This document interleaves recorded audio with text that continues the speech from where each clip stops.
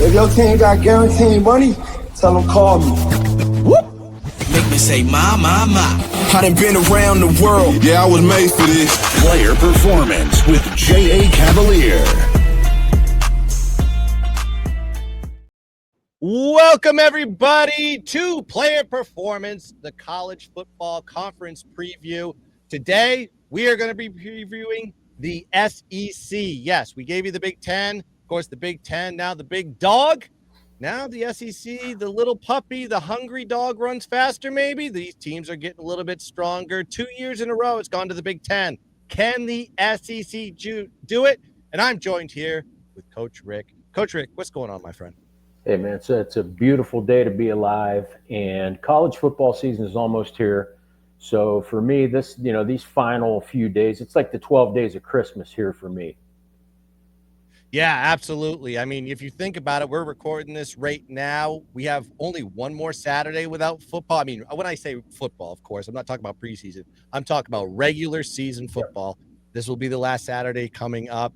And we got conferences to break down. We have 3 more conferences to do. This one's one of the big ones. So let's get into it. The preview show starts right now. First one up on the deck, we got to talk about the Crimson Tide. Roll, Tide, roll. This school got ousted, maybe shunned out of the college football playoff, but you got to win your games, the important ones, and you can't lose to Vanderbilt. That's the key to that one. Right. And, it's a different season. Kalen DeBoer in year 2. Are we going to see a bigger sample size out of him? Are we going to see an Alabama team in the playoffs? I'll pass it to you, Coach. What do you think? Yeah, a couple things. One, if you don't know anything about Kalen DeBoer, go back and look at his coaching history. Like, this guy can coach, man. Started at NAIA school and 5 years at this Sioux Falls, right? Lost 3 games. And coaching at NAIA school, that's tough, man, because you are coaching, you're recruiting, and you're lining the damn field, right? So he goes there. That parlayed into a job at Fresno State where he did well. Gets a job at Washington, great. Wins 25 games in 2 years, and now he's at Alabama, where the standards are higher than most places that you go. And when you go 9-4, everybody's like, well, what the hell happened? Well, it really, it wasn't all that bad. Yeah, you're right. You can't lose to Vandy and expect to win the SEC, but their losses. They lost at Tennessee, at Oklahoma in a game that really he kind of got out coached on defense. But this is it's one of the country's most talented teams. The biggest question is going to be quarterback, of course. You're going to have a new guy at the signal caller position, Ty Simpson, but he's experienced. He's a redshirt junior, so he's been playing college football for 3 years. It's not like you're walking in a freshman that's 18 years old. So I expect that he'll do okay because Kalen DeBoer has assembled a great staff around him. The big question is, can they get to 10 wins? Their win total set at 9.5. Can they get to 10? I'll say this for every team pretty much as we go through this. It's all about the schedule. Last year you had a 1-loss team in Texas won the SEC, a couple of 2-loss teams. You might have a 2-loss team win it this year. Your best teams in the SEC might have 3 losses just because teams are going to beat each other up. Like I said, I think for Alabama, it comes down to the quarterback. They've got 6, 7, 8 starters on either side of the ball back. They're super talented. Can they get to 10? Like I said, it's going to be a question of whether Ty Simpson steps up or not. At this point right now, I kind of would lean towards the under 9.5. Yeah, this was kind of tough, and I think the line is very sharp, especially you got to look at the schedule. You have to figure out the why on this one, and I think you hit all the good talking points on this one. Ty Simpson stepping in. I was like, you think when you look at a name like Ty Simpson, you may not know who he is. You may think he's a freshman just coming in. No, he's not. He's a guy that has been at least in the system with Kalen DeBoer at Alabama for 1 year, so he understands the plays. He understands what is needed to be done. He's had a full spring with it as well, so He's already gone through the system for like a full year going into week 1. 15 returning starters are come back. Ryan Williams and Jeremy Bernard are back for the wide receivers. Their defense lost their best tackler. Majority of their defense is back, but the majority of the defense is back this year. The schedule is the biggest thing, though, and I see why it is at 9.5. I mean, they start the year off at Florida State. Now, Florida State did have a down year. I don't expect them to have another down year in year 2. 2 tough road spots, though, is what is going to make or break this team. They got to go to Georgia with revenge for what happened to them last year, and they got to go to Auburn to go play in the Iron Bowl. And you can say about this, they've kind of owned Auburn, but this has always been a great rivalry, and I think this Auburn team will get to them soon enough is going to be a lot tougher than they have been in years past. And then they got the 2 big revenge spots that we need to look at on the schedule: Week 6 versus Vandy and Week 12 versus Oklahoma. I think they both get them at home as well. So those are going to be some key betting spots that I'm going to be looking at for sure. But yeah, the 9.5 seems to be pretty sharp to me. I mean, I can't disagree with you on the under. And if someone says, no, this team's going to the college football playoff, then sure, take them on the over. But like I said, 2 tough road games are going to make or break this win total. On to the next one. We got to go hog pig suey, Arizona. Now, this team, a lot of changes, a lot of turnover we got to talk about on this one. Could be a spot where there could be some regression in this team. Of course, Taylon Green is coming back. They do lose their top running back. So their entire wide receiver core is gone as well. But I'll start with you, Coach. What are your thoughts on the Razorbacks this season? Yeah, a couple of years ago, I'd be like, hey, this is a team that has some potential. One of the guys that I work with, in our training organization, he's an Arkansas guy. His son actually lives in Arkansas now, and he was all fired up when they're winning games, last year and year before. But coming up, I mean, I feel bad for Sam Pittman because the guy's a great coach, hardcore, and he stresses the things that matter. They like to run the football. They want to play great defense. The problem is he just doesn't have the players.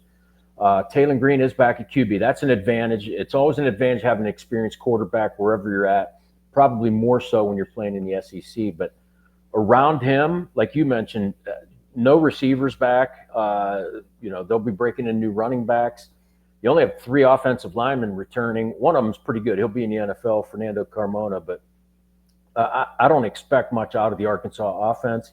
Defensively, only 3 starters back. I mean, I think it's going to be a rough road. Again, like I said, you look at the schedule, and you look at what they have to play, where they have to go. The win total's at 5.5. I don't, in the regular season, I just don't see how they get to 5. They're going to play Alabama A&M to open the year. Hey, there's one, but where are the other 5 coming from?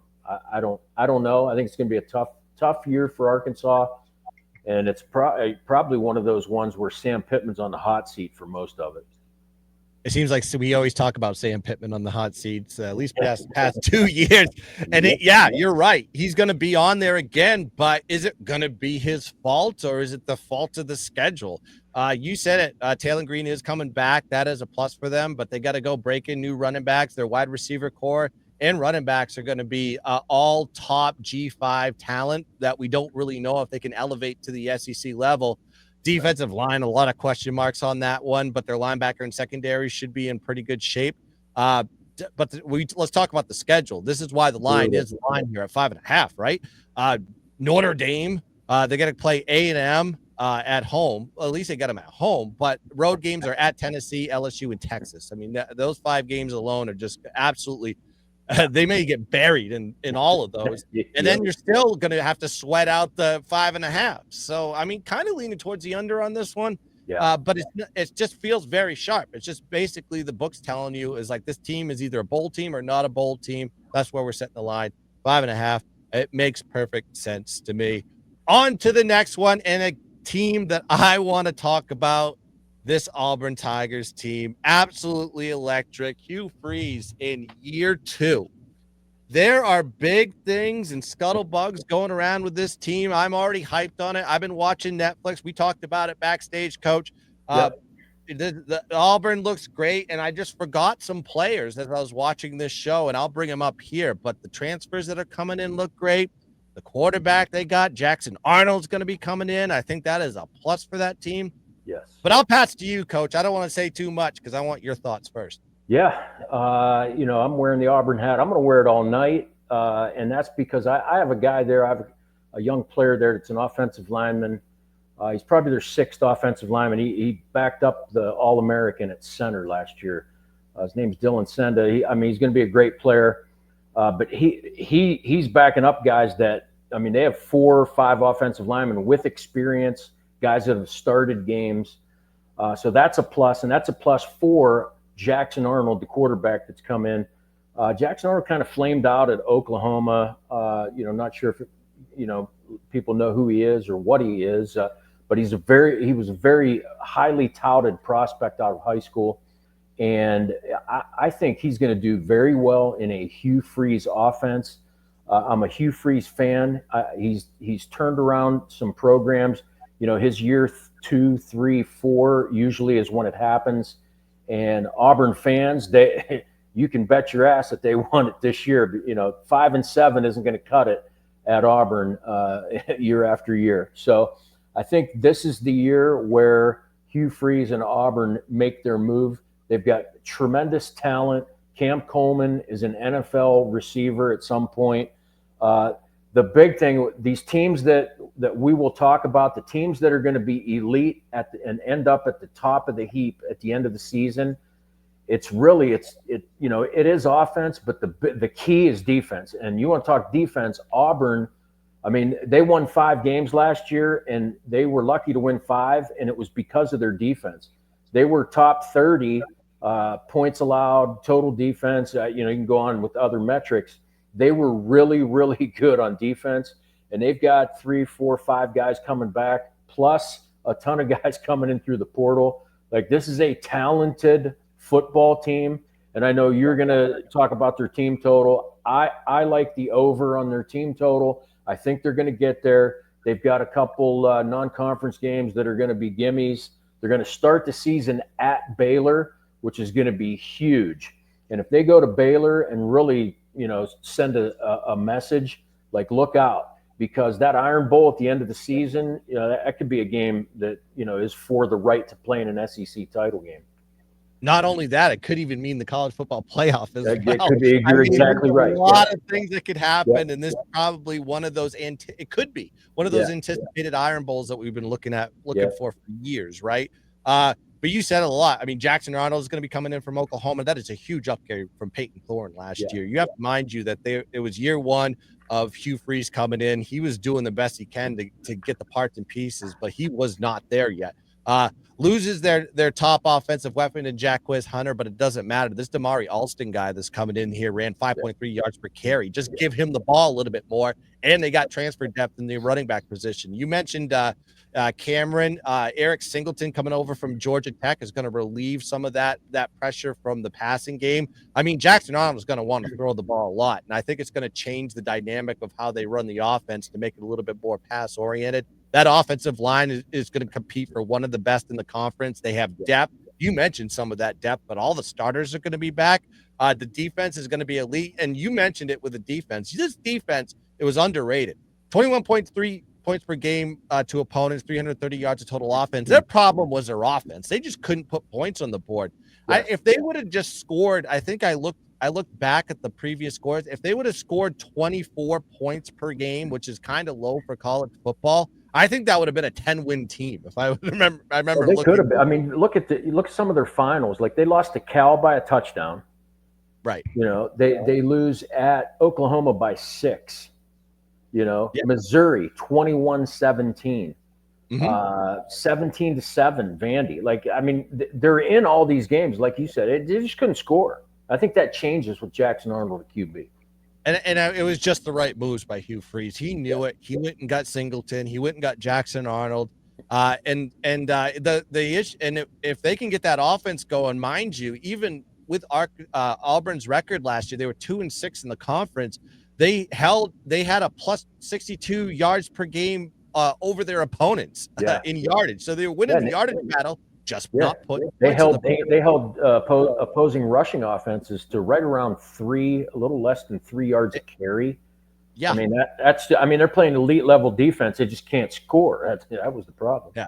But that's going to change this year. But you said that Baylor one's going to be very much like we have arrived type of game. They do have some road games, Oklahoma, A&M, Vandy, but they're kind of pseudo revenge spots. So it kind of favors the Auburn side. And then they draw UGA and Bama, but they get them at home. So the schedule's favorable. 5 wins last year. The books has set the line to 7.5. That's 2.5 wins higher than last season.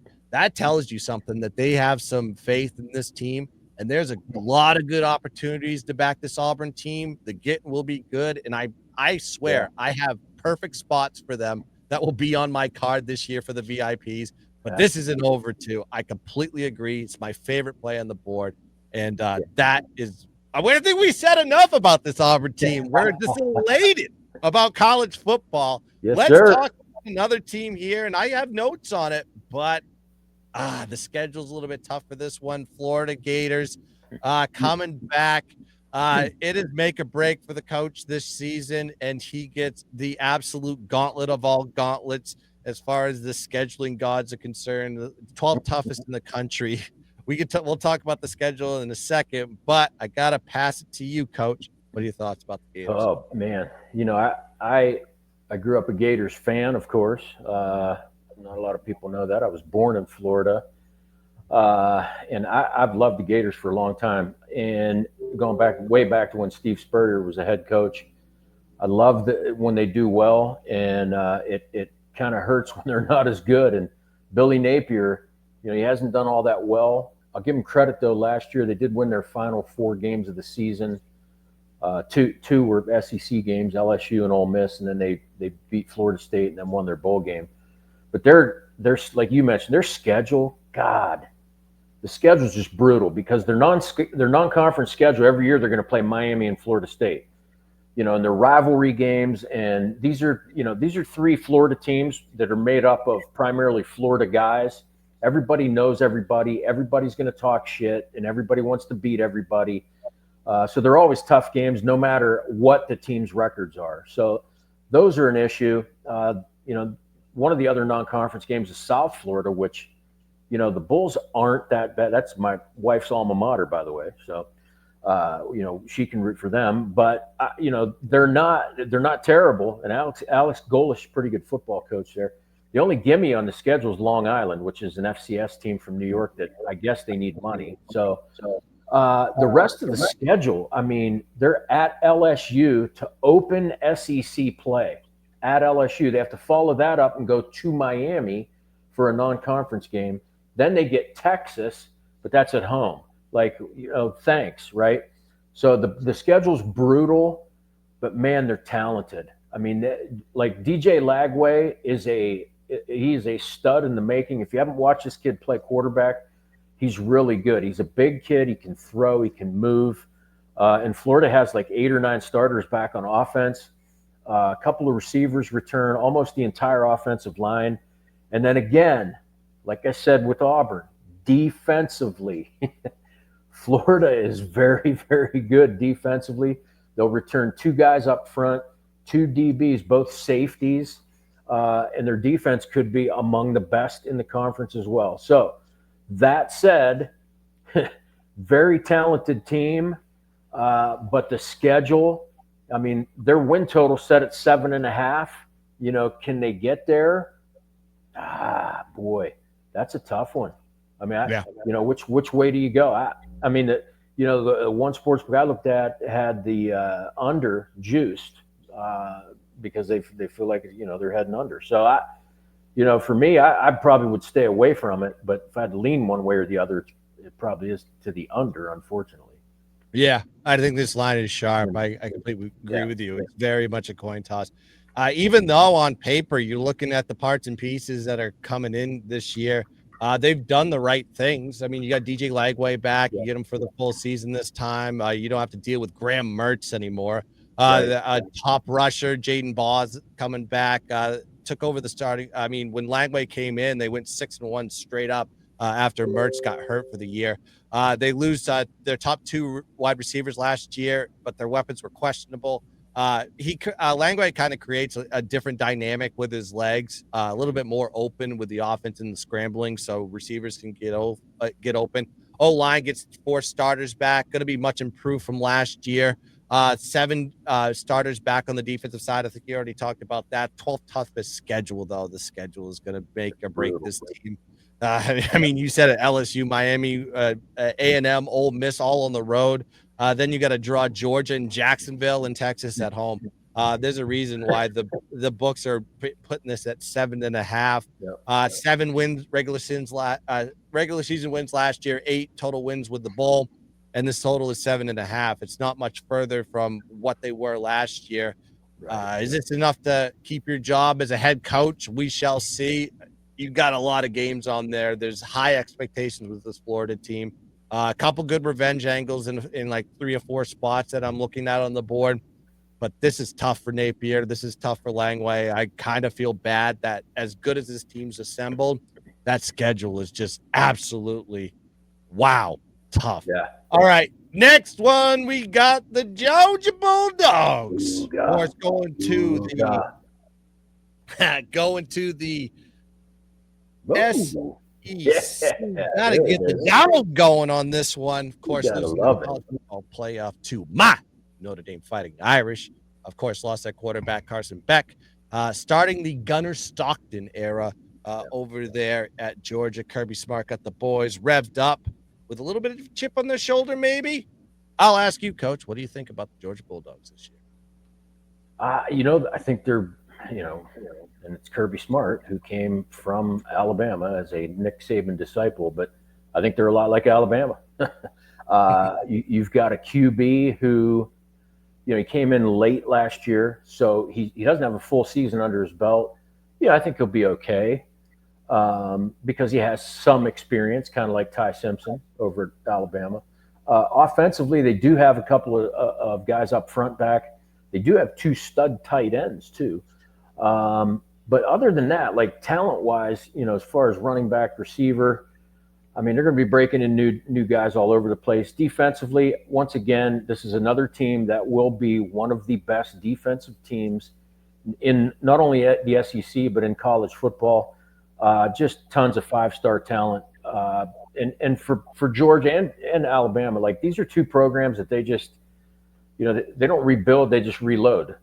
They get, recruiting class after recruiting class wants to go to Georgia and Alabama and some of these other schools just because they produce a lot of NFL talent as well. So the big thing, again, you got to look at the schedule. Now, their non-conference schedule, a little bit softer than some others, but their win total is 9.5. Are they going to get to 10 games? They're going to open a season with a couple, Marshall and Austin Peay. Austin Peay's an FCS school, if you didn't know. They will open SEC play at Tennessee. That's a big rivalry game. That could give you an inkling as to, which direction is this team going to turn? Because Gunnar Stockton's going to have to, deal early in the season, and you'll figure out what kind of QB he's going to be in, that week 3 game. And they're going to follow that up with Alabama. So, bam, bam, right away, you'll find out how good Gunnar Stockton is and how good the Georgia offense can be. And again, it's all about the schedule. They have to play Texas later in the year. They're playing Florida in the world's largest outdoor cocktail party. I mean, it's this. Like I said, we're going to talk about it all night. Every time we talk about the schedule, it is brutal for all of these SEC teams. And again, you might have a 2-loss team that wins the SEC. Did they get the 9.5? Again, flip the coin. It's going to depend upon really their defense and Gunnar Stockton, how well he plays. I would expect, because it is a Kirby Smart coached football team, that the better bet would be to take Georgia to make the playoffs. Yeah, I agree. I'm kind of leaning towards the over on Georgia, and it just has to do with their schedule. I think out of all these teams, if you look at their matchups and stuff like that, or whether it's road home splits, because you want, I mean, if you don't know anything about college football, I mean, home like it's way different than the NFL when you have home field advantage. I mean, college home games are crucial. Yes. They're huge. It's a tough environment to go into when you're an 18, 19, 20-year-old kid going into these just rabid student sections, just absolutely just suffocating you, and the sound and everything. It's just tough to deal with. And I think that Georgia really has this from a scheduling standpoint. Of course, with Gunnar Stockton, you say Gunnar Stockton, yeah, is inexperienced, but what's his experience, right? Center stage with all the lights and everything on him. He goes to college football playoff versus Notre Dame, doesn't do well, but gets the experience. He goes into the SEC Conference Championship, has a very nice drive to get him down the field. So he was moving the ball in that situation. Top running back, they lose, but their top two wide receivers and key players on defense. But they, like you said, with Kirby Smart, they just kind of reload. They got the next man up. He's a constant recruiter. I noticed that the UGA kind of dipped into the transfer portal a little bit, which it's kind of unorthodox there for a Kirby Smart team. But he did get some guys from Miami, Texas A&M, and USC to kind of help, especially in the wide receiver angles. But the schedule, you got Bama, you got Ole Miss, you got Texas, you get them all at home, and you only have 3 true road games. I mean, we're not going to count the Jacksonville game, the cocktail party, like you mentioned. 3 true road games is crazy. Usually you have 5 to 6 road games for real, but this Georgia team has a favorable schedule, and that might just be enough for them to get to the SEC championship, get to the play. I like that bet that you talked about, this Georgia team getting to the playoffs. I mean, you're banking on Gunnar Stockton to kind of grow and mature, which I think that is possible. And I think that was going to be the case. And he was going to replace Carson Beck. That's why Carson Beck left. So, I agree with you on that one. I think we avoid the win total. It's like I said, a two-loss team could essentially win the conference. And whether or not Georgia makes the conference championship game, if they do have 2 losses, they're still on the radar as far as the college football playoff, probably because of the wins that they've accumulated over the season. That's why I think the better bet is, just bet them to make the playoffs. Yeah, absolutely. Go look for that. Shop around and get the best number. Next one on the board, we got the Wildcats of Kentucky. Woo! I mean, if there's a team, we talk about all these strong teams, one after another. Now we got to talk about Kentucky and be like, okay, what do we know about this one? Offense loses. Vandergriff, he goes. Their top 2 receivers are gone. Bulk of their offensive line. Things are looking detrimental for the Kentucky Wildcats. What are your thoughts, Coach? Kentucky. Well, I'll breathe some life into Kentucky. Just get Mark Stoops recruits Michigan a lot, so we've actually sent a couple guys to play for him, and great coach. Always has a great staff. They are not the 5-star talent like the rest of the conference, so they have to be very good defensively, and they have to be able to run the football. So that's a Mark Stoops football team. They're going to play great defense, and they're going to try and jam the ball down your throat. It's not flashy, and last year it didn't work. Their offense they were a bottom 25 offense as far as scoring. They didn't average 20 points a game. You look at some of their scores. They actually beat Ole Miss because they held them to 17 points. And somehow they scored 20. But they were in tons of games. Lost 24-10 to Auburn, 28-18 to Tennessee. And if they can find some way somehow to score, they could be in a few games this year. The problem is, I'm not sure they found that type of talent. QB, they'll have Zach Calzada. If you recognize the name, he was at Texas A&M. Decent quarterback. Again, a guy with experience. So at least you're going into the season with a guy who's played, and not only played college football, but he actually played in the SEC. So you got that. You don't have much help up front. There's only 2 offensive linemen coming back. All the receivers are new. I believe a couple of them come from the portal. The entire front 7 is all new. But I would trust Stoops defensively. Like, he'll plug dudes in there, and he'll make guys overachieve just because that's what he's done. Their win total, I believe, again, it's around, 4.5, 5.5, 4.5. Yeah. So you're looking at a team trying to get to 5 wins.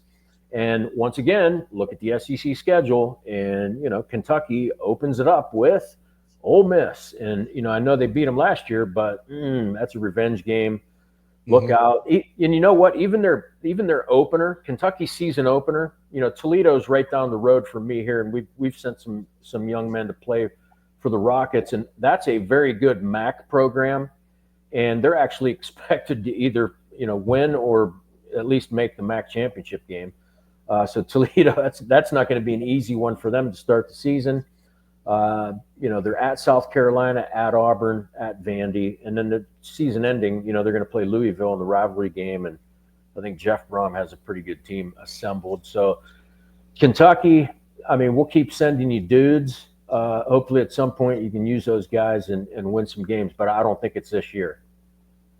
Yeah, I agree with you. This is kind of feeling like an under. It's used to the under on the 4.5 wins too. You said it, Calzada coming back. You got to know about Calzada. If you don't, he hasn't had a start since 2021. He got buried in the depth chart down in Auburn. How do you get buried behind Peyton Thorne? If you're looking at a quarterback like that, Dante Dowell comes in from Nebraska. That's good for the running game, I guess. The bulk of the wide receivers and the O-line are transfers. These are all guys that haven't worked with each other at all. So there's time to gel and kind of figure each other out of playing styles. Defense brings back 5 starters. 4 out of their 5 tacklers, though, from 2024, so that's kind of good. The secondary is going to have a little bit of a drop-off. They took a lot of those guys went to the NFL and got drafted, so a lot of that talent's gone. And then, of course, we keep reaching it. Schedule, road test, South Carolina, Georgia, Auburn, Vandy, and Louisville, and they also draw Texas, Tennessee, and Florida at home. So, it's just an absolute gauntlet for them. This is why their 4.5 win total is there. I lean towards the under. Someone's got to lose in this conference. Might as well be Kentucky with Calzada. How old's Calzada? I think he has 2 kids. He might have a grandson. I think they're making a movie about him. It's called The Senior. See that coming out? 40s. I saw the other place since 2021. I go, how is this kid still in college? Just using the eligibility to a T. Let's go to the next one. Let's talk about some good times with the LSU Tigers, of course. Yeah. My personal favorite coach of all time, Brian Kelly. That is a joke.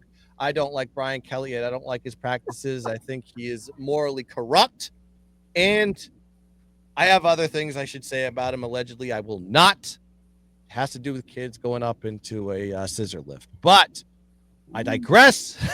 Let's talk about LSU. They got their quarterback back. He comes back for a 5th year. That is huge for this LSU Tiger team. But Brian Kelly, he's a 9 to 10 win coach. Can't get to the big show. What are your thoughts on LSU this year? So Brian Kelly actually got his start here in Michigan. He did. Division II coach at Grand Valley State. Grand Valley, great Division II program in the GLIAC, which has produced the Division II national champion in about 3 of the last 4 years, I believe. Anyway, he went to Grand Valley, went to Central Michigan to Cincinnati to Notre Dame to LSU, and he takes a lot of flack for just what he is and what he does. What he has done is he has won consistently. Like you mentioned, though, he's never really won the big one. Can he do that this year? You know what? If there's a team that really has a great shot at winning the SEC and playing for a national title, it could be LSU. Why not? Like, what's not to love about LSU this season? When Garrett Nussmeier announced that he was coming back to LSU to play this season, it was like Christmas for everybody in Baton Rouge, But they were able to bring in a ton of dudes in the transfer portal just because he was coming back. Because there's going to be a lot of eyes on LSU this year, of course, and people are thinking championship. Hey, great! I'm going to go try and get one, and maybe I end up in the NFL. Whatever the thought process is, but. Tons of talent coming back. Top receiver comes back. Like I said, Nussmeier, of course. The kid's great. He's going to be, if he isn't the number one QB drafted next year, he's going to be in the top 2 or 3. Very good. His dad actually coached here in Michigan for a while. I met him a couple of times. Great dude, great family. Defensively, again, this is where you have to talk about LSU and these teams that are going to be at the top of the heap in the SEC. LSU is tremendously talented on defense. Watch the SEC special on Netflix and watch the clips of LSU. I mean, Whit Weeks he's a stud. I know he broke his ankle at the end of last season, but I'm pretty sure he's healthy and will be ready to go for week 1. Harold Perkins is a stud. They only have 3-4 starters back, but they're bringing in just a ton of talent. Other guy, like a dude from Florida, transfer from Florida State. You can just list them because they all wanted to come there because they're thinking big things for LSU. Their Tigers win total set at 8.5. Actually juiced heavily to the over. And if you look at their schedule, the big thing for me is what are they going to do in week 1? Because they're playing Clemson. So if you remember last year, they played USC week 1. They get beat by USC. It was kind of, if you watch the special, it's like, oh, the sky's falling, and Brian Kelly sucks and blah, blah, blah. But then they come back and they won 5 or 6 in a row, and they ended the season very well. But again, they're going to have to deal with the SEC schedule. Florida is their first SEC game. They get them at home. Luckily, they're at Ole Miss. They get Texas A&M at home. They're at Alabama. They finish the season at Oklahoma, which we'll talk about them soon. So if they can navigate the schedule, it comes down to they've got the QB that can do it. They've got the defense that can do it. I think they can get the win total. I think if they hit the win total, they're probably playing for an SEC championship. And this is another team I would bet to make the college football playoffs if the price was right. Yeah, total is heavily juiced to 8.5 wins, so it's given a little bit of an indicator. And with Brian Kelly, I understand. I mean, he's a 9 to 10 win a year coach. 60 returning starters, and getting us by our back kind of gave the indication if players were going to stay or go. And when he announced that he was going to stay, a lot of guys kind of gravitate toward that, including the transfers that you talked about. Offensive line loses 4 starters. That's going to be a new group. Defensive line, 4 new starters as well. Schedule is going to be very tough, of course. Every year, LSU has to face a tough team in week 1, and they're going to have to face Clemson, a very good, very veteran team in Clemson, at Clemson for that matter. Going to be a very tough spot for them. Of course, Ole Miss, Vandy, Bama, and Oklahoma, 6th toughest schedule in the country.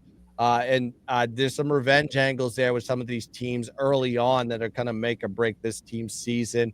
As much talent has come back for this one, 8.5 is probably a justifiable over on this one. But there's a lot of situations here where LSU could get caught sleeping. You saw it last year in a couple of situations where they just didn't play their best ball. They're very wishy-washy, which is very typical for a Brian Kelly team, as I know, for the 10 years he was at Notre Dame. But we shall see how the LSU Tigers do. All right, let's get into some really bad football. Let's talk about Mississippi State. Good God, is things bad for that team? I mean, you got to give credit where credit is due. It's year 2 for the head coach. A lot of change, a lot of turnover. I still have a Mississippi State hat. Why? It was because of basketball, not because of football. They were fun to bet on basketball. But, I mean, this team really didn't do much last year. We're kind of getting stomped upon and everybody in the conference. I'll pass it to you. What do you think about the Memphis State? Mississippi State. I mean, it's there's not much to talk about here, but I'll mention this because I think it's a key as to last season and how they're going to play this year. So you mentioned the head coach. It's Jeff Lebby. So Jeff Lebby he's an outstanding offensive mind. He was the offensive coordinator at a couple of different schools, but Oklahoma most recently. And a couple years ago, he actually had Dylan Gabriel. He actually had Dylan Gabriel when he was at Central Florida. Then he goes to Oklahoma and has Dylan Gabriel there. And tremendous. I mean, they were outstanding. In their first year in the SEC, if you remember, I think they went 10-3. And just a ton of yards offensively, a lot of points, etc. So Levy gets a head coaching job, and it's at Mississippi State. And if you don't know what happened there, Mississippi State had the Pirate himself. Mike Leach was their head coach, who is, kind of the godfather of the air raid offense, which is all about passing. And I think Mississippi State kind of wanted someone in his mold.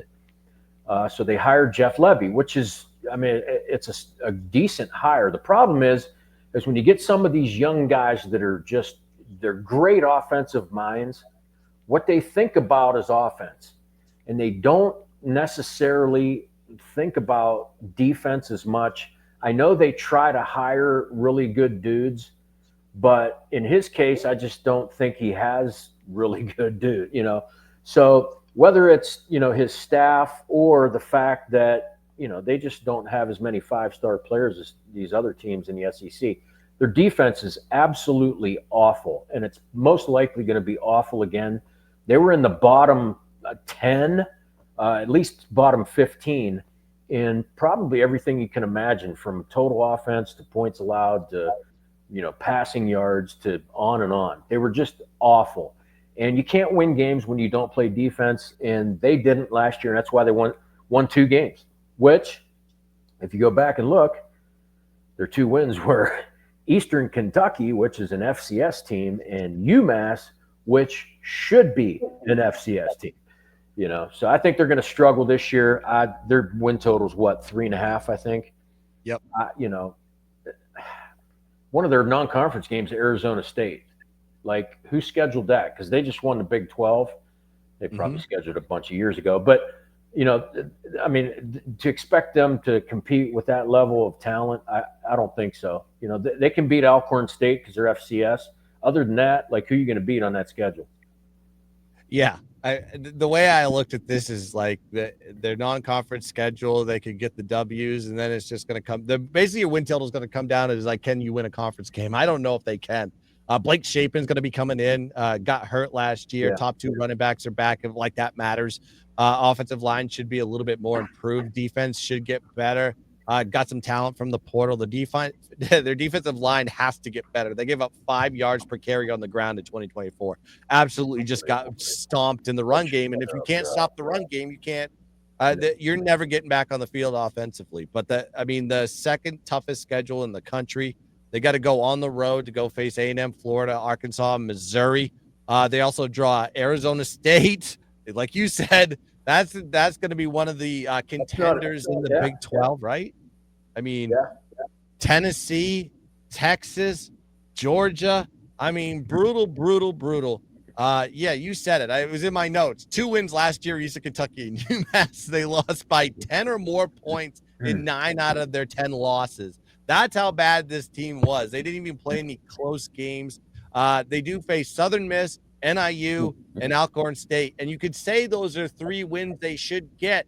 Mind you, they lost to a MAC team last year in Toledo and got stomped. And they got to play Northern Illinois. I'm not saying don't sleep on Northern Illinois in this spot. It could come down to, if they can win a conference game, it could come down to they may need 2. But that's how this team is going to be going. Absolutely terrible. Going to be the worst team in the SEC. Absolutely. I think we both agree on that one, correct, Coach? We do. 100%. Right. Like you said, Northern Illinois, like, that's not a gimme. It's a great program. And it wouldn't surprise me at all if they go to Southern Miss and lose in week 1. Southern Miss, new head coach, guy came in from Marshall, brought most of his team with him. So it's not like they're going to be, garbage. So Mississippi State, man, if they don't do something, like, they might end up 1-11. They may have to move them to the FCS. It's right. Yep. Demoted like you would in soccer, right? Yeah, relegate them. Yeah. Here we go. Let's put a petition in for that one. Next one up is we got the Oklahoma Sooners. Boomer Sooner, of course, changed at the quarterback. You have Venables kind of got his back against the wall. I think he's made the right changes, but he could be another casualty to the scheduling. But we shall see. I think the offense needed improvement. They went and got a new OC from Washington State, and they got the new quarterback tied to him. But I'll start with you, Coach. What are your thoughts? Oklahoma Sooners. Yeah, so here you have the opposite situation of Mississippi State. So Brent Venables is like he's one of the great defensive coaches in the country. At one point, I think he might have been the highest paid defensive coordinator in the country. But what happened, of course, he's the guy that lost Jeff Lebby. And when he didn't have Jeff Lebby anymore, his offense, kind of went to shit. And last year, like I said, they beat Alabama because they held Alabama to 3 points. They put up 23, really just didn't score a lot of points. They were in a lot of their games because the defense was so good. But 2025 comes down to whether or not Oklahoma can score. And Brent Venables' job really comes down to, can we put the ball in the end zone? This year, I think he can because, like you mentioned, they got the package deal. A lot of teams are doing this where, they want they either want a quarterback or they want the offensive coordinator. Some cases they want both, but they get one and they get the other. So, like you mentioned, John Mateer is going to come in from Washington State. Probably the top guy in the portal at one point last year. Like, hey, that's the guy. We got to have him. Super talented, dual threat guy, can throw it, run it, you name it. He's experienced. I think he'll make a difference. They've got one of the best receivers in the SEC in Deion Burks. Guy's a stud. Defensively, they're going to be awesome because Brent Venables is an awesome defensive-minded coach.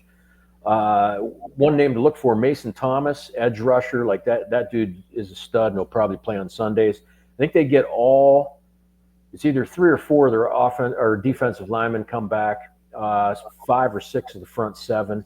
So they're going to be, they'll be as good as they were last year defensively. Like I said, it's going to come down to offense. What their win total is, 7.5, I believe. And then you have to, again, we go back to the schedule. Like, I don't know what Oklahoma is as far as schedule strength, but week 2, hey, let's schedule a nice non-conference game against Michigan, So you got a non-conference game in Michigan. That's tough. Then you go right into SEC play, play Temple. Then into SEC play, you get Auburn, which, we talked about them already. Road games at Alabama, at Tennessee in back-to-back weeks. It's going to be a tough one. Can they? That's a pretty sharp line, I think. I'm going to stay away from it because it is so sharp. They could get a win that they're not expected to get, and they might lose a game that we're not expecting them to lose. Yep. I'm looking right now. It looks a little bit juiced to the under, and I think it's just because of their schedule. It's not because of what Venables did to get better. He went and got the OC. He went and got John Mateer. Guy can throw. He can run. He had 826 rushing yards last year, but it's a little bit of a step up in class when you go up to the SEC. They also get Jay Knott. Jay Knott, if you don't know him from Cal, he was an absolute great running back for them for years. Getting that Cal team when they were actually really good. Of course, they had a little bit of a drop-off since moving to the ACC. But he was there for 3 years. Then you have a revamped wide receiver core, too, from the portal. So I think offensively, this Oklahoma team really did everything they possibly could to rebuild it. Defense is going to be their strength like it was last year. They bring back 8 starters. The core of their defense is back. So I think their defense is going to be just at that same level. They kind of played at that relatively same level as Auburn, maybe a little bit downgraded from a defensive perspective, but that was their strength last year is making stops, but the offense just couldn't put the biscuit in the basket. The schedule is the 7th toughest schedule in the country, top 10. Road games, Tennessee, Bama, and South Carolina. Those are going to be tough spots. And like you said, non-conference, they got to go play Michigan. But they get Michigan in Norman. So that is kind of an uptick. And of course, it's early in the season for Michigan. They got a lot of changes. We talked about that in the Big Ten show. but and virtually no cream puff games either. I mean, I look up and down the board; they're going to be competing. What I thought interesting is you have 6 revenge spots here for Oakland. I'm sorry, Oklahoma. 3 are going to be at home, and 1 is going to be at a neutral site. So they get them where they want them in Norman. So there may be some good situations we can take them from a betting perspective. However, very tough. 7.5 is going to be brutal, especially with that schedule. May be right to that last game. It's super sharp to me. I'm not going to be taking it myself. Don't even have a lean on this one. It could go one way or the other, and then maybe the guys that the powers that be for the Sooners may decide to go in a different direction with the coach, and that's kind of sad knowing their schedule is so brutal. Yep. Next one, we go to the Missouri Tigers. Missouri, one of those teams that I've kind of fell in love with a little bit the past few years, but of course, quarterback. I mean, there's changes that have been made as far as the team that you recognize from before. Losing their starting quarterback, their top 3 running backs and top 2 receivers, not there anymore. So there is a little bit of turnover. They do bring in a promising transfer from Penn State to take over the reins. What are your thoughts, Coach, on the Missouri Tigers? Mizzou. So they lose Luther Burden was one of those receivers you talked about. We saw him play. He was a senior at East St. Louis. That was one of the best high school football teams I've ever seen. Offensive line averaged 6'5", about 315. Luther Burden was all over the place. Returned a punt for a touchdown. They just didn't have a QB, man, or they would have been something else. But anyway, he goes to Missouri, and Missouri's it's a great program. And if you don't know Eli Drinkwitz, go to YouTube and watch some of this guy's press conferences. He is a beauty. Didn't he coach one of the best offenses of all time at LSU? Won a national championship. He was around. He was also, I believe, he was at Appalachian State. A couple other stops along the way, but the one that always got me, he shows up to a press conference dressed as like a Jedi warrior or something with his, Yeah, he's a football nerd. But it's fun, and he coaches for the kids. He just loves what he does, and it's awesome, and you can see it in the way that they play it. And I'll say it again because I've said it numerous times. This is another SEC team that is outstanding on defense. Missouri last year, 17th in the country in total defense, 20th in scoring defense. Yes, they were flashy and threw the ball around all over the yard, but they won games and went 10-3 because they could play defense. And they will do it again this year. They return 7 starters they have back. They also have 6 guys that transferred in that started for other FBS teams last year. One of those was the Big 12 Freshman of the Year, too. So, defensively, there should not be a drop-off in talent at all. Offensively, you mentioned the QB's gone, but the kid coming in from Central York High School in Pennsylvania, Bo Perbula, he was outstanding in high school, saw him play a few times. He's a good one, and he's a great athlete too. Penn State actually used him, in some 2 quarterback sets. He played some running back, some receiver, tight end, all kinds of stuff. But good athlete, good arm, smart kid. He'll do well. Up front, they got a couple starters back, tight ends back. They usually have pretty good tight ends at Missouri. Brent Norfleet's a good one. He'll be in the NFL someday. One of the receivers comes back, Joshua Manning, and again, portal-wise, they've got 3-4 guys from the portal that started at other programs last year that'll jump right in. And this is another team that you have to go to the schedule. Who are they playing and where's it at? I think they have a couple gimmies early. They play an FCS team first, Central Arkansas. They renew the rivalry, the border war with Kansas. And Kansas is a team, Lance Leipold, he's a great coach. That's another story. But Louisiana, decent Sun Belt team, but that should be 3 wins off the bat. Then they do play UMass as well. But then you go to the SEC schedule. South Carolina at home, Alabama at home. Their road games, at Oklahoma and at Arkansas to end the season. Like schedule wise, like I can see them. I mean, Missouri's a team that I can see playing for an SEC title. And then you look at their what's their win total? 6.5. Yeah. So what?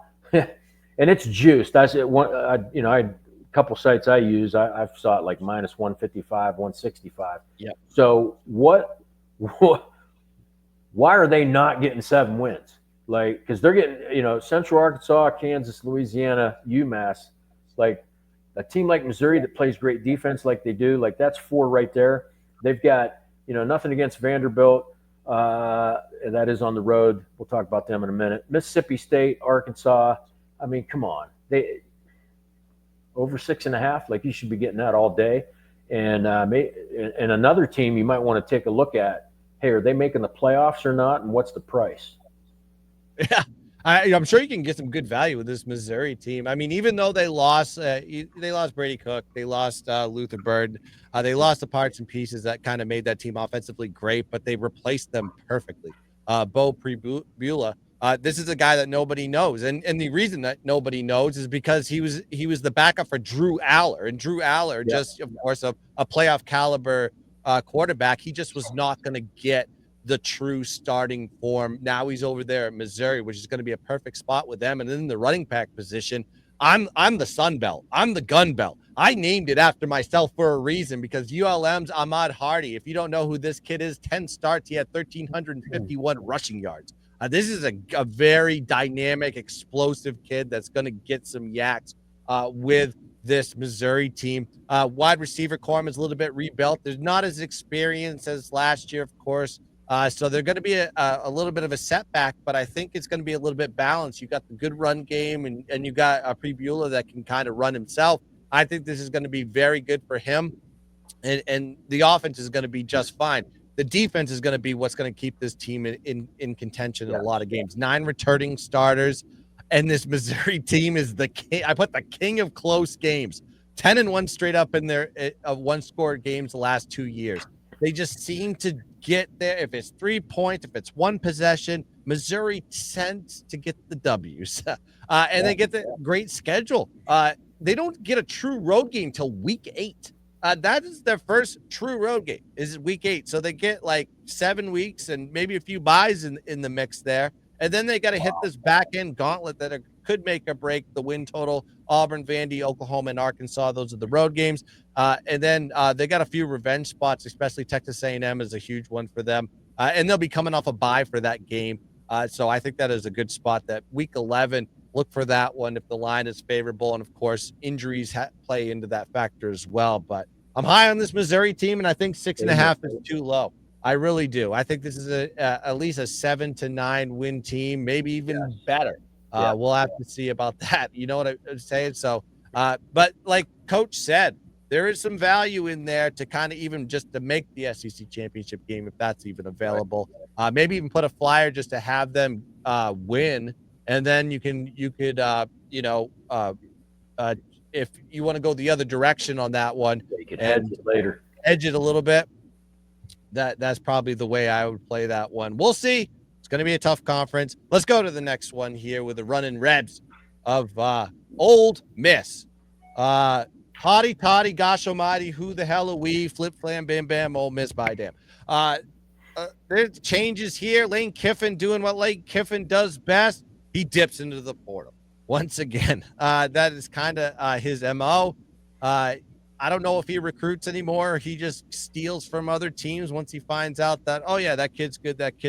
No Jackson Dart. Of course, he goes over to the Giants. New quarterback comes in. Offense still stays the same. What are your thoughts on Ole Miss this year, Coach? Yeah, you mentioned it, and Lane Kiffin is the master of the transfer portal. And, you bring up a good point. Yes, that is what colleges do. And we have firsthand experience with it. We deal with it almost every day where, like, guys they would rather have a 20, 21-year-old kid who's a little bit more developed, who actually has played a season or 2 of college football. They'd rather recruit that kid than an 18-year-old kid out of high school. especially at quarterback. So, as I said, Kiffin, one of the best at getting into the portal. You're going to look and see, if you look at the depth chart, offense, 2 returning starters, defense, 2 returning starters.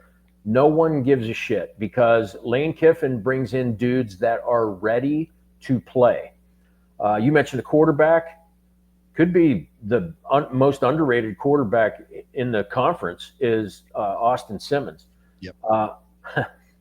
I'm not a fan because he's left-handed. I don't like left-handed quarterbacks. Talk about that someday. But the kid's talented. He is. He can run it. He can throw it. I don't think they'll miss much with him under center or in the shotgun as we are today. Up front, tons of talent that's brought in from the portal. Solid receiver in Caden Lee. They get one of the Penn State receivers, Harrison Wallace, actually transferred to Ole Miss.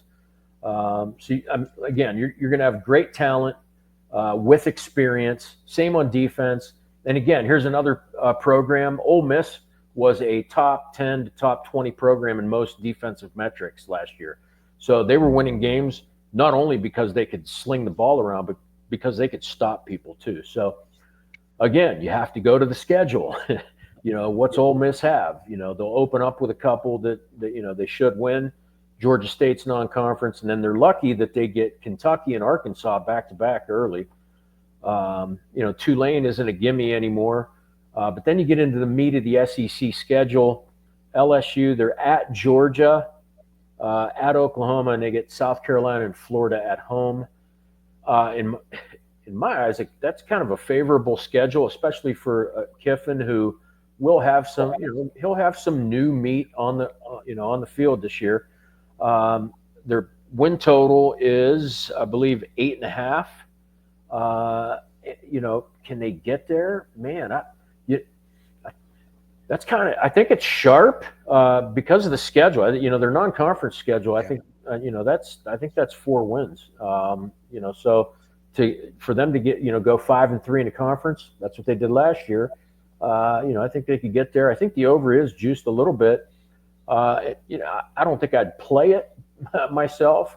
I think I'd rather look at some of the individual matchups during the season and dive into those. But either way, Ole Miss, I think, has a decent season despite not having a bunch of starters back. Yeah, I think we're treating this team the same way. I think there's some great spots in the schedule that I've seen, especially in conference play. Some revenge angles for maybe a pro Ole Miss, maybe a little bit of a fade for their opponent. But no Jackson Dart, Austin Simmons. I don't know much about him. I don't know. I haven't seen his reps. And you said he's a lefty. How dare you? I'm a lefty myself, and I can throw the ball 40, 50 yards. I can rip it down the field, and I'll get you 40 points a game. But I digress.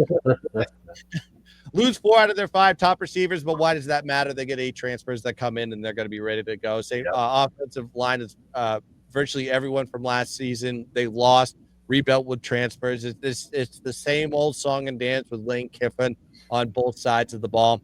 But the schedule, 48 toughest. That's for an SEC team. That is pretty favorable. Only 4 true road games. They draw only Georgia and Oklahoma as their toughest road tests. So I think, non-conference schedule is not going to be tough for them. But, I think the line is sharp. This is an 8 to 9 win team all the way. There's going to be 3 or 4 spots where you're going to be make or break for them in a couple of situations that could be the difference of a win total. I just think this Ole Miss team is where they were last year, even though they don't have Jackson Dart. I think that Lane Kiffin has got guys coached up and they'll be just fine going into the season. But are they going to be the team to win the SEC? I don't see that happening. Yeah, I think this team is just above the Mendoza line of a bowl team, maybe 7 to 9 wins. That's kind of where I see them going. Next one, Beaver Ball coming in with the South Carolina Gamecocks. This team last year, we saw it on Netflix, had a tough start, but they kind of figured things out once they got Lenore Sellers. Now everybody's high on Lenore Sellers. Great season 2024, dual threat guy, can run the ball. He had nearly 1,000 rushing yards last year. something like that. So maybe more the same. Running back quorum is going to be a little bit different, but they bring in some transfers. What are your thoughts, Coach, on the Gamecocks? Love me some Gamecocks, the home state of my parents and my sister. Love going to South Carolina, and they've got a talented football team. If you remember, I mentioned I loved Florida growing up, and because of Steve Spurrier. Steve Spurrier ended up coaching at South Carolina, and I used to love watching the Gamecocks play when he was their head coach.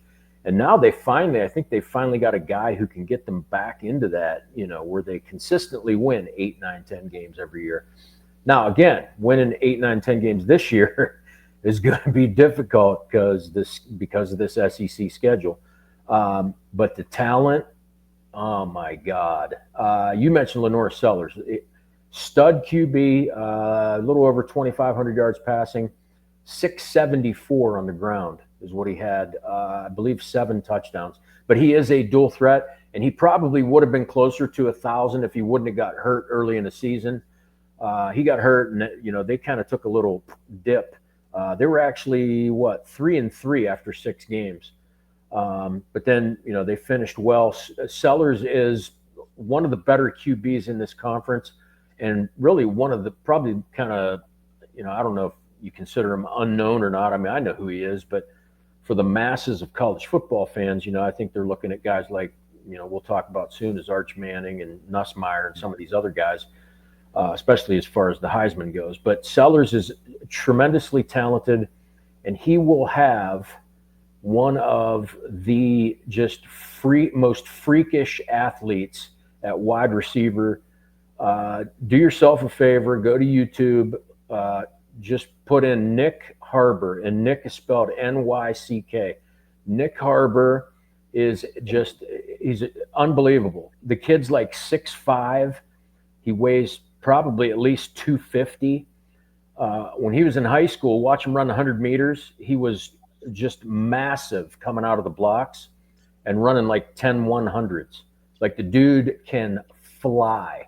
He's tremendously talented. He's finally kind of getting into his groove as an FBS wide receiver. At some point, who knows? Maybe he's a kind of one of these new, modern tight ends. I don't know, because he is that big. But he's tremendously talented. They've got their own. Michael Smith comes back at tight end, the true tight end. Couple guys up front. South Carolina, another team defensively that was very good last year. They were 4th in the conference in total defense. So again, comes down to they play great defense, and they do have a quarterback. He is experienced. He's a good one. You look at the schedule, what's it look like? Well, it's tough. It's a tough one because they're going to open up right away, and they're going to play Shane Beamer's dad's old school, Virginia Tech. So that's going to be kind of a it's a neutral site game, but it'll be an interesting one because the guy there at the head coach he's fighting for his life too, and so then you got that. You go to South Carolina State, FCS team's going to be a win. Then you're going to get into the SEC. Vanderbilt, not a gimme. They do get they play at Missouri in their second SEC game, at LSU, at Ole Miss, at Texas A&M. Like, geez, So Shane Beamer has his hands full. I think they'll do okay. Their win total set at 7.5. I think it's juiced to the under too. So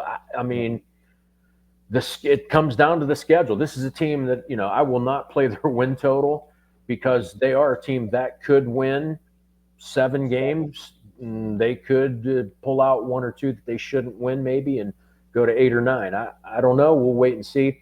I will definitely take a look at some of these individual matchups during the season to get behind the Gamecocks because I love teams that play great defense.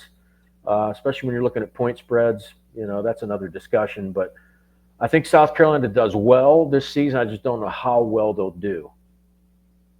Yeah, this is one of those question marks there, and it's going to come down to Lenore Sellers. Lenore Sellers, great. He actually kind of gave life to that offense, but he did have some issues with fumbling the ball. Making stupid errors in key situations, which he doesn't have the best accuracy in the world. He's a great athlete. He's a great runner. He can make plays, but in some situations is a little bit scary. He was a little bit not in control. I don't know if he fixed that in the offseason. That's going to be something. Of course, Rocket Sanders is not going to be there. He was kind of a big weapon for them last year. They do get a transfer from Utah State, and they still have this kid Attaway from North Texas. You remember North Texas? Of course, I watch a lot of the G5 schools. Attaway was a very big key weapon for North Texas, great running back. So I think the running back, there's going to be a by committee type of situation there with the Utah State transfer in Attaway.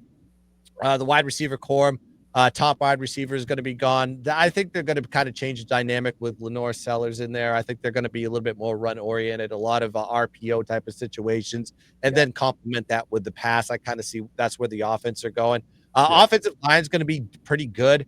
They do have to replace a couple of key starters, but they do get some transfers with starting experience. So I think they should improve. And they look great in the back half of the year, especially with Sellers, and they kind of gelled as a unit and figured each other out. I think their defense is going to take a step back, though. Their front seven, most of them are going to be gone. Inexperienced group where they were kind of a strength for them in a lot of cases last year. And then, of course, we keep preaching the schedule. Fourth toughest schedule in the country. They do draw Bama, Oklahoma, Clemson, road trips to LSU and Texas A&M. And you mentioned it, starting the season, they go against Virginia Tech. Now, Virginia Tech didn't have the best year in the world last year, but they're bringing back a lot of talent to that team, and they're going to be a force in the ACC. We'll talk about that when we do the ACC preview. But they were a 9-win team last year, and now their win total is 7.5, and a lot of that has to do with the schedule. I think a lot of people are going to be very high on Sellers. They're going to be very high on the South Carolina team coming off a 9-win season, but I think the schedule is going to be a detriment to them. I lean towards the under on their win total. I think they're a bowl eligible type of team, but with so many teams kind of getting better, the strength of the conference getting better, the quarterback situation getting a lot heavier and more competitive, there's a lot of situations this South Carolina team I just don't think is going to get over the hump. And Shane Beamer, by God, man, I've been watching you on Netflix. I did fall in love with you. This is going to be a tough season for you, dude. All right, next one here. We're going to go good old Rocky Top. Rocky Top, Tennessee. You've been so good to me. Gotta love the Rocky Top. Gotta love the songs. Gotta love the band. Gotta love the environment with the orange checkered. I'm wearing the orange hat here. But change over with this team. Nico, highly touted, brings him to the college football playoffs. He decides to jump ship, go join his brother to go play at UCLA. Replacement, Joey Aguilar. If you don't know who he is, he's from App State, and he has got accolades through the wazoo. But is he capable of bringing this Tennessee team back to the college football playoff? I'll ask you, Coach, what are your thoughts on the Tennessee Vols? No. Simple. All right, let's go to the next one. Well, moving on. But no, you actually got to bounce back a step on Joey Aguilar. So Joey Aguilar was at UCLA, jumped into the portal, went to App State in the spring, and then the whole fiasco with Nico and his dad and whatever the hell happened there, and then he ends up at UCLA. So essentially, it's a Nico for Joey Aguilar trade. Between UCLA and Tennessee, which is kind of interesting. But Aguilar, the one thing I'll give him credit for is he does have experience. Is that does he have SEC experience? No. The one thing that he does have going for him is Josh Heupel as his head coach. And if you know anything about Heupel and where he came from and how he runs his offense, he's part of this Art Briles tree. And I bring up Art Briles, and everybody's probably going, "Oh God, Art Briles, he's evil and whatever." But a great coach and a very, very simple offense. And it does take a lot of practice and reps to get it right. But Joey Aguilar could be in the right situation where things will be made pretty simple for him by his head coach. So he could step right in and do okay. The problem is that they lose a bunch of guys up front, so I think they only have one starter on their offensive line back. So you got to rebuild there. New skill guys, of course, that they've brought in a couple from the portal. The thing that will, make Tennessee, or put Tennessee in the upper half of the SEC this year is their defense. Again, last year, one of the best defensive teams, not only in the SEC, but the country. And they bring back, 1, 2, 3, 4, 5, 7 starters from the unit last year that was, they were top 20 in almost every category. Phenomenal year by their defense. I don't think they drop off much on D. The offense is going to have to catch up. But the thing with Tennessee, if you look at their win total, for some reason, I don't get it, but it's 8.5. This just does. I don't see Tennessee winning 9 football games this season. You look at their schedule; they're going to start with Georgia. It is at home, but it's Georgia at home. They do play at Alabama and at Florida. The schedule might not be as tough as some of these other teams that we talked about, but to get to 8.5, I don't. With a new QB, with no SEC experience, and he's going to have to pick this offense up, through his first 2-3 games to really get a feel for how to run it. I don't see them getting to that. I do think they finish in the upper half of the conference, but I don't think they're going to be playing for an SEC title anytime soon. Yeah, the Joey Aguilar addition here. I watched him at App State, and I wasn't in love with him. I thought he was kind of a bottle keg. It was like, he would be absolutely explosive, or he would just make mistake after mistake, and you can't get away with that in the SEC. The whole offense really has got to be revamped, which is got to be a test for Heupel to get these guys ready. They do have Deshaun Bishop back in the backfield. Some running back that they do lose Dylan Sampson. Top 3 wide receivers are gone for them. They do get a lot of youth that's going to be wide receivers, so I don't even know if they're going to be good or great or not. We'll have to see how Heupel had recruited the talent. The offensive line's depleted, all rebuilt with transfers, inexperienced youth for that matter. Their defense is going to be their strength this year. 5 of their 6 top tacklers are back. They do have a favorable schedule. I'll give them that. Maybe that's why the win total is so high at 8.5. 4 true road games, but they do draw Bama and Georgia. Those are going to be tough. Well, you need to look at how many wins did Tennessee have last year? 10 wins. Now their win total here is 8.5, which means the books believe that this Tennessee team is dropping off. Justifiable. Yep. Offense is depleted. They lose Nico to UCLA. A lot of weird things with NIL and everything like that could have happened. That's why he left, went back home. But you got to trust Aguilar. Is he going to be ready to go on day one? Is Heupel going to have that guy ready at day one? Similar type of offensive dynamics, but you don't have the weapons. That's tough. Lean towards the under, actually, on this Tennessee team. Not in love with them. I don't think they get back to the playoffs. I think there's a lot of teams that have a target on their back for what happened to them last year. A couple key revenge spots, Arkansas, Bama, and Florida, for that matter. I think this is it's going to be tough for them this year. I don't see them get past the 8.5 total.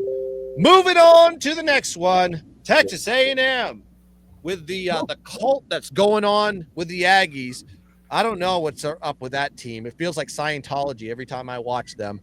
But there's a lot of high hopes with this team. Of course, Mike Elko coming over from Duke did a great job, I think, in year one. Now he's back with Marcel Reed running the helm, and I think he did very well replacing Wegman. Of course, Wegman going to the portal for a good reason. But this team, tough schedule, tough spots, and they have to go to Notre Dame early in the season in non-conference.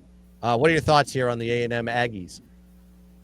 This is a team I like just because I'm big on great coaches, and Mike Elko is one of them. I mean, when you go to Duke and win 9-10 games, like you can coach your ass off.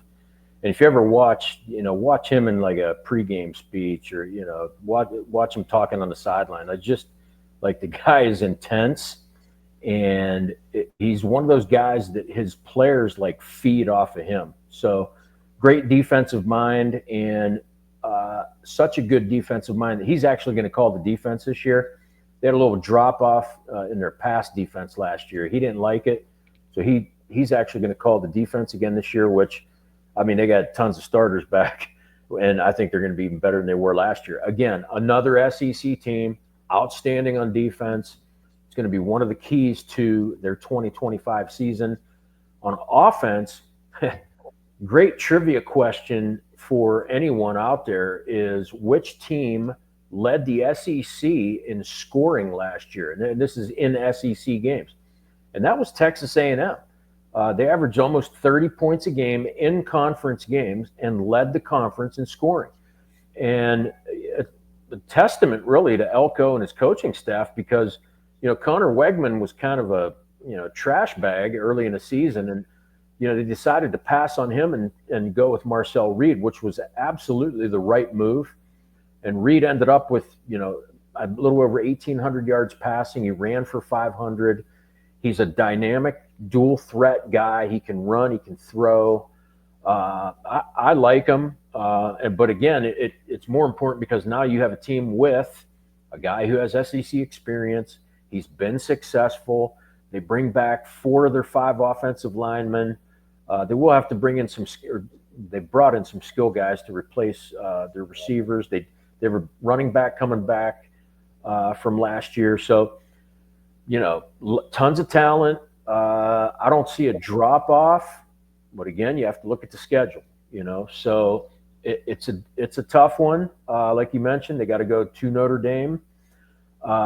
They get at LSU, at Missouri, and they're going to finish the season with one of the great rivalry games that we have missed, for so long. Because Texas A&M, of course, joined the SEC, and Texas did not. Well, now they're both in the SEC, so we get the revival of Texas A&M and Texas, and it's awesome. And they'll finish the year at Texas. That's a tough schedule, man. Their non-conference is pretty easy. They've got Texas, San Antonio, and Utah State to start the year. They play FCS Samford, all the SEC teams play an FCS team in week 11 or 10 or whatever it is. But their win total is 8.5. 8-5 last year. Return much of what they had. I like them. I don't know that I'd essentially play the win total. I think I'd rather look at them to either make the playoff or bet on many of their individual games, and if I could, see if I could find that wager on whether or not they'll make the SEC championship. Because I think that's something that they can do, and of course that'll depend on Marcel Reed and the defense. I mean, I'm a Mike Elko guy. Extension from Notre Dame. There's a few guys in there: Clark Lee, Mike Elko, Brian Kelly. They all come from the. Actually, Brian Kelly. If there's one positive thing I can say about Brian Kelly, which is very rare, is he found a way to pick great coordinators, and they all had great head coaching jobs, and they're winners, including Marcus Freeman for Notre Dame right now. But Elko was the perfect hire for A&M. Of course, he left Notre Dame, was defensive coordinator with Jimbo, and then when Jimbo left, he was at Duke. Of course, he took the job after that. It was the perfect hire, and I still think it's a perfect hire. He is a winner. He's a great head coach, and he made the right move. You said it. Getting Marcel Reed in there to go run that offense was the best move that they did. 15 returning starters, bulk of their rushing production in the offensive line. That's very important. Brings back their top 6 tacklers as well on the defensive side of the ball.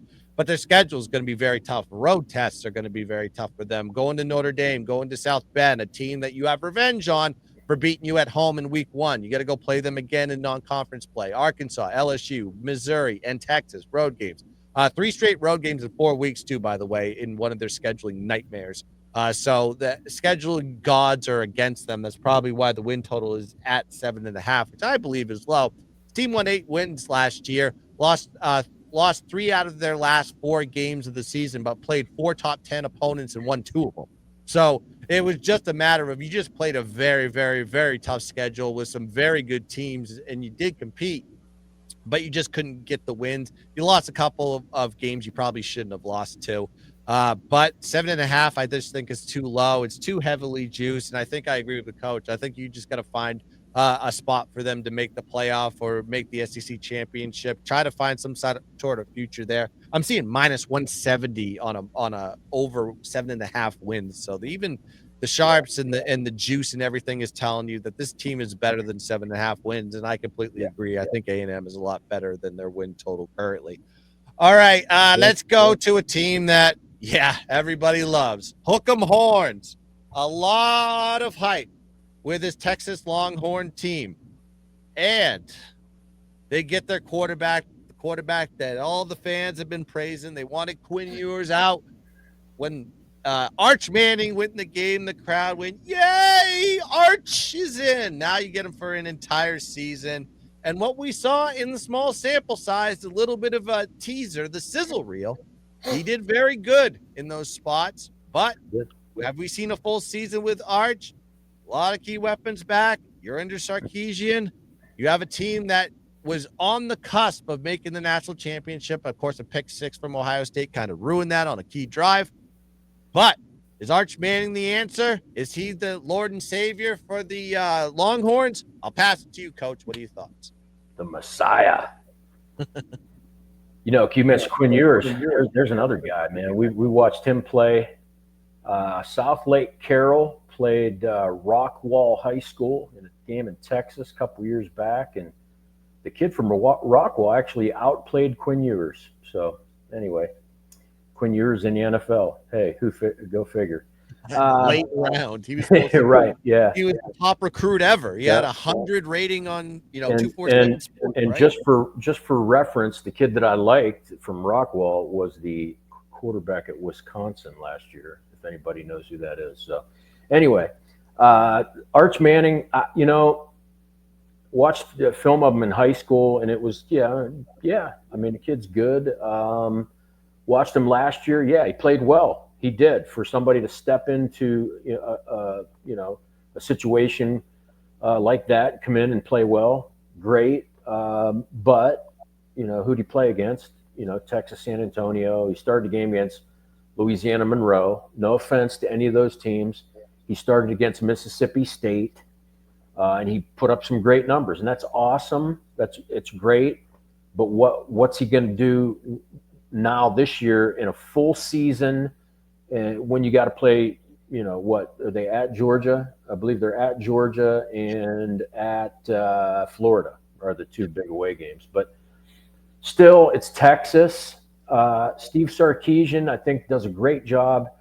He's a solid offensive mind. They've got a ton of talent. The running back is a stud. I think he's probably on Key and Peele's thing too with his name, Quintrevion Wisner. But your kid's a stud. DeAndre Moore, wide receiver. They've got tons of talent. Defensively, again, this is an SEC team. This could be the best defense in the country. I mean, they are immensely talented. Malik Muhammad, he's an NFL corner. Anthony Hill might be the best defensive player in the conference.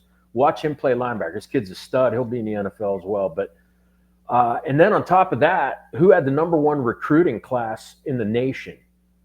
Texas. I mean, the state's just full of studs, and everybody wants to go there now because they're winning games. So does that translate into, hey, we're going to win a bunch of games this year? I think it does. I mean, I think Arch Manning gets some confidence early. It's going to be tough because they do open up at Ohio State. And I think I didn't look at it yet and dive in, like I normally do because I'm not there yet. But I think he's going to have some issues with Ohio State, especially playing on the road. But I think he'll kind of get back into it because Texas has a pretty light non-conference schedule after that. What is it? San Jose, UTEP, and Sam Houston. All three of those in a row. That'll help, propel him into the SEC schedule.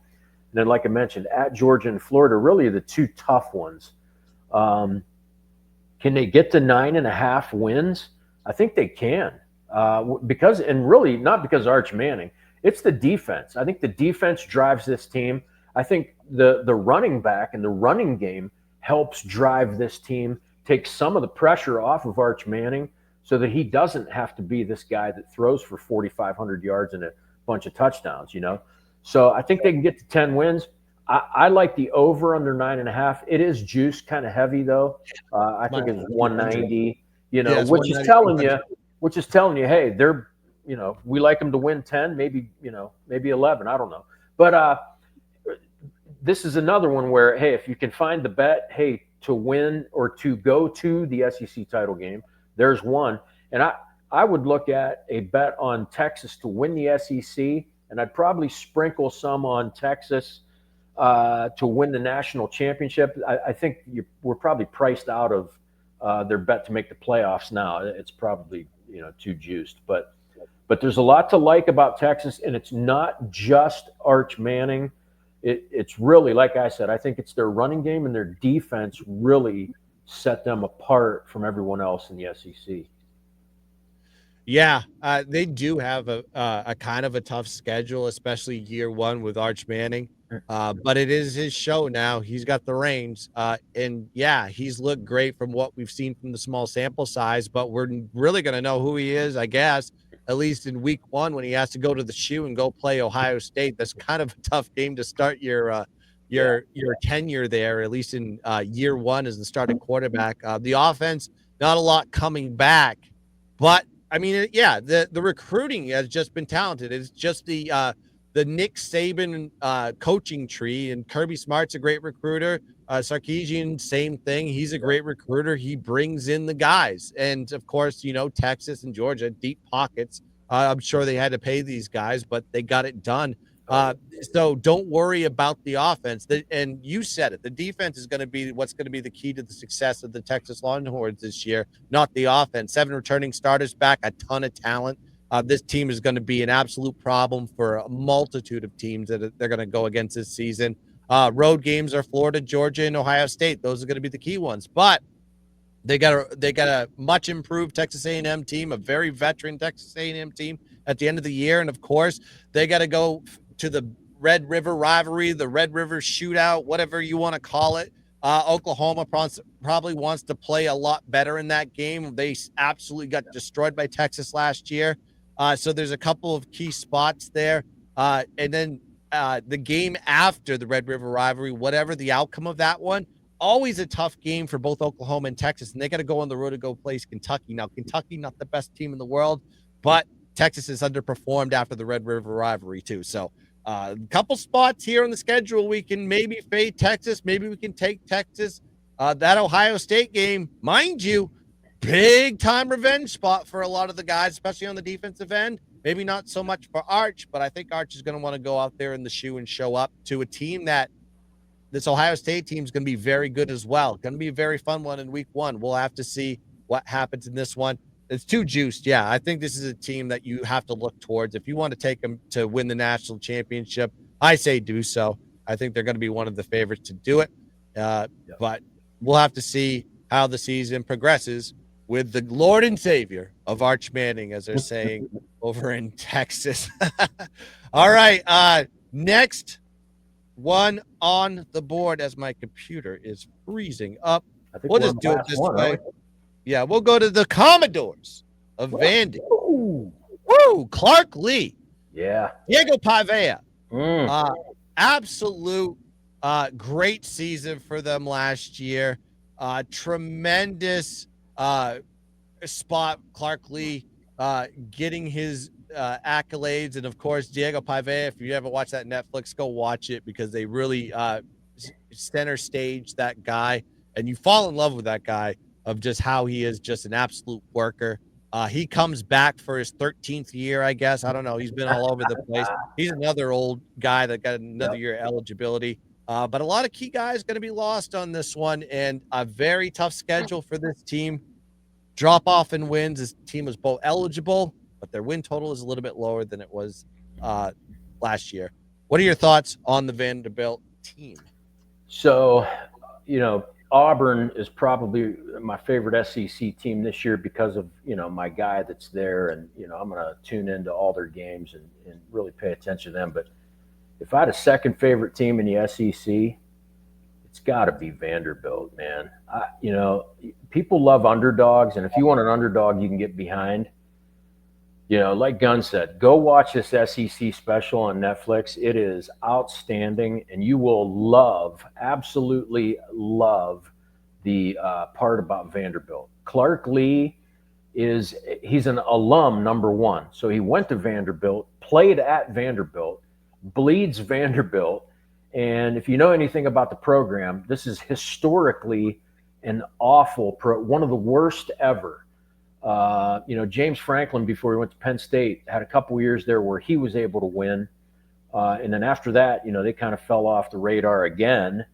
And this, year over year, 2 wins, 3 wins, maybe they get to 4 or 5, but they just lose a lot of games. Along comes Clark Lee. I'm an alum, and I'm going to turn things around. And that guy he has. And Diego Pavia he's Rocky, man. Like, he's every underdog story that, he's Kurt Warner. He's all of them rolled into one. He's probably 5'8".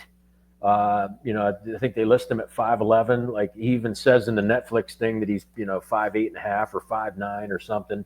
But just this guy who, like, he just plays and he balls. Like, he wins. If you're playing pickup hoops, like, pick him first because he will win. They beat Alabama last year. They didn't just keep the game close. They beat Alabama, and it was awesome to watch, all these Vanderbilt fans pick up the goalpost and walk it down the street and put it in a river. That's awesome. Great. And then now they have all these new SEC rules about goalposts and, whatever. Just let the kids have some fun. Jesus.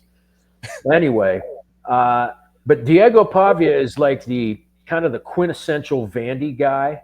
So and I don't know if you know anything about Vanderbilt, but, way back in the day when I was, starting to play college football, there was a school that I could have walked on at and played, and it was Vanderbilt. The only reason why was because, like, I got really good grades. Like, I was a white dude that could run too, but, I had really good grades. Like, it's a school that, Vanderbilt is like freaking Harvard in Nashville, Tennessee. It's an Ivy League school. So if you don't have the grades, like, you're not getting in there. And that historically, that's why they've been bad, because they just couldn't get guys into school. So Clark Lee identifies dudes that they want, that they can get into school and overachieve. So defensively, again, they don't have a bunch of 5-star dudes, but they play great defense. And they've got 1, 2, 3, 4, 5. So they've got 7 starters back. They'll bring some guys in the transfer portal, but they're not going to get the elite of the elite in the transfer portal either. Okay. So he's going to have a bunch of guys that overachieve defensively. As long as you have Diego Pavia at quarterback, you always have a chance. So he's got him at QB. He's got the running back. Eli Stowers will be an NFL tight end. He is legit. And then he's got 1 receiver back. Sherrill's back on the outside. I think his buddy, I forget his name, that's in the show, he's back. So offensively, like, they still have some talent. But again, it's going to come down to the schedule. So if you look, their win total's 5.5. Yep. They won 7 games last year. So, it looks like the books are saying, hey, we think there's going to be a little bit of a drop off. And you look at their schedule and hey, they have to go to Virginia Tech, and that's a non-conference game. That's not going to be easy. They start the SEC schedule at South Carolina. We talked about them and Lenore Sellers and their defense. They've got Georgia State, Utah State, Charleston Southern as non-conference games that give them potential to pick up 3 wins right there. At Alabama, at Texas, at Tennessee to close the season. I mean, it's going to be tough. I will never count Diego Pavia out of anything, but getting to 6 wins is going to be tough. I really hope they do. I won't bet on them to. But Vandy's going to have a tough time getting there because of their schedule. And again, it's, just like we've talked about this entire show, it's just all about the schedule. These teams beating each other up all season. Yep. I've been high on Diego Pavia for years. I've been on this guy for New Mexico State. I said, this kid is exceptional. He just wins. He cashes tickets, and he continues to do so over and over again. When you doubt him, he will just he wants that chip on his shoulder. He wants people to doubt him. He's in the gym at like 4 a.m. just lifting, trying to get better. He's always trying to work. Yeah. And it shows. He comes to schools, and he said to Clark Lee, day one, he goes, you bring me to your school, we're going to a bowl game. And sure enough, they go to a bowl game. A lot of experience. Actually, one of the most experienced teams in the country with all the guys that are coming back. They bring back 8 starters on the defensive side, top 3 tacklers, top 3 running backs. Diego Pavia, whatever. Pavia. 3, yeah, he's just a winner. 3 out of the top 4 receivers as well. The schedule is a problem, and this is why the win total is like I'm seeing 4.5 now. It's actually dropping. If you look at FanDuel right now, it's at 4.5, but it's plus 148. So it's a little bit. They're considering this team a 5 to 6 win team. I think right on the cusp of a bowl win. They had 6 regular season wins last year. Home games are 3 non-Power 5 schools: LSU, Missouri, Auburn, and Kentucky. I think the road games are where it's going to be a very tough test for them. Virginia Tech, South Carolina, Bama, Texas, and Tennessee. And there are teams that want their pound of flesh on this Vandy team. Mind you, Vandy was just a school that had a football program, and their only reason they were in the SEC, which is a joke, is to get the GPA up for the conference. And that's what it was. Now they're competing with Clark Lee. It's a little bit different story. Some of these teams are going to take this Vandy team a lot more seriously than they did last year, including Virginia Tech, who was a 13-point favorite against them last year and lost straight up, just played an absolute terrible first half, made the comeback, couldn't get the win. They're going to want their pound of flesh. Bama's going to want their pound of flesh for losing to them on the road, playing absolute worst football. Georgia State's another revenge team. Actually, no, Vandy wants revenge on Georgia State. So that they're going to play them. So there's a lot of spots we can bet, either fade Vandy or we can take Vandy. Yeah. I think from a betting perspective, I'm looking more towards that than I am towards the win total. It's gone past me. I think they're going to be on the cusp of 5 wins to 6. That's kind of where I see them at. Not going to be high on them this year. They're right where they're supposed to be. Yeah. The problem is, teams know who they are right now. There's game film on them. Yeah, and they won't sneak up on anybody. No, and Pavia is like he even said it himself on the documentary. He's like Johnny Manziel. Johnny Manziel, just kind of a guy that just runs around and makes plays. He goes, just give me the ball, I'll see what I can do with it. He's kind of unorthodox, a little Sandlot-esque. That's very dangerous in organized football. And that's where the difference is in a lot of these games. I think Vandy has a little bit of a drop off. But that's going to do it. That's the SEC, baby. We went through all the teams. I'll pass it to Coach. You've seen the win totals, futures. What's your best bets for the SEC this year? There's 2 I like. One, of course, I mentioned it at the beginning. Auburn, I've got a kid playing there, and he just – I know a lot about the team. I like Hugh Freeze. He's got it going in the right direction. Jackson Arnold's going to make a huge difference at quarterback. The offense is actually going to score some points this year. And I just like Auburn to go over 7.5 wins. I think they get there easily, and that's one. And then the other one I just can't believe is Missouri with a 6.5 win total. With the talent they have, I don't know. Maybe they thought with all the talent that they lost, there was going to be this huge drop off. But Bo Pribula, I've watched him since he was in high school. Kid's a great QB. He's going to be a stud, especially for Drinkwitz, who's a great coach. Their defense will be one of the best in the country again, and their schedule. I mean, they're getting to 7 wins at least. So Missouri over 6.5. I think we align. I'm looking up and down the board. Those are the ones that I see too. I was very high on Auburn. I had a ton of notes.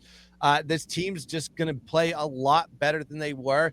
And we said it. The score was just the problem. The offense was the problem. Their defense was not the problem. They outgained opponents 62 yards per game on average in conference. but they were 2-6. That's not going to happen this year with the offense that they're bringing in there. Jackson Arnold is going to be perfect for the Hugh Freeze offense.